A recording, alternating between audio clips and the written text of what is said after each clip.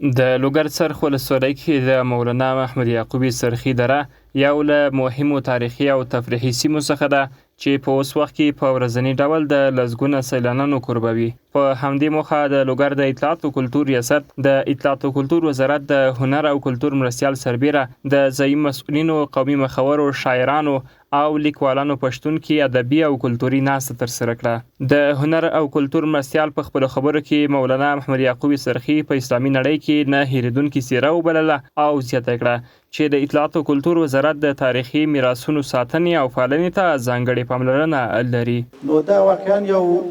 د موږ د فرهنګ جز د سیاحت سیر او موږ تاسو ټول باید کله ته چاته توفیق ورکړي د امن په دې فضا کې باید له دې موږ تاسو استفاده وکړو. سن هر سیمه په تاریخي، علمي، فرهنګي، جهادي په دې لحاظ باندې ځانګړتیاوې لري. اطلاعات او کلتور ریاست له لوري د خدمت په برخه کې په بشپړه توګه ډاډ درکوي چې هرې خواته هلې ځلې وي څوک څه ډول کولی شو چې دا باب العلم، باب الجهاد ولایت که څه هم چې جغرافیایي وړوکی ده، خو د نړۍ په کچه داسې مفاخر ویاړونه ستر علمي شخصیتونه لري چې دغه راز یو شمېر شاعرانو د هیواد د آبادۍ، بیارغونې او ساتنې په موخه خپل چمتو کړي شعرونه د ناستې په ګډونوالو واورول. بدرینو لمړوند تاریخونه لرم گاونډ چې زمونږ سره ځان ټکر کړی له مورچل نه مو کشکاړی راوستلی